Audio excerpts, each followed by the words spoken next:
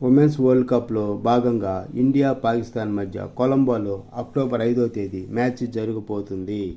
రెండు జట్ల మధ్య బలాబలాలు ఇప్పుడు తెలుసుకుందాము. రెండు దేశాల మధ్య ఇప్పటివరకు జరిగిన అన్ని మ్యాచ్ల్లో భారత్దే పైచేయిగా ఉంది.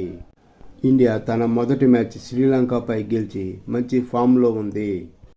టాప్ ఆర్డర్ బాగా ఆడపోయినప్పటికీ దీప్తి శర్మ, అమన్జీత్ కౌర్లు వాళ్ళ ఆల్రౌండ్ షో వల్ల మ్యాచ్ని గెలిపించారు.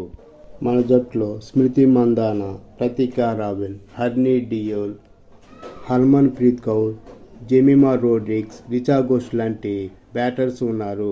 దీప్తి శర్మ, అమన్జీత్ కౌర్, స్నేహ రాణా, రాధా యాదవ్ లాంటి ఆల్రౌండర్స్ ఉన్నారు. వీళ్లతో భారత్ టీం చాలా స్ట్రాంగ్గా కనిపిస్తుంది. రేణుకా సింగ్ ఠాగూర్, క్రాంతి గౌడ్, శ్రీచంద్ లాంటి బౌలర్స్ ఉన్నారు. స్మృతి మందాన ఆడితే ఇంకా గెలుపు నల్లేరు మీద నడకే అయ్యిద్ది.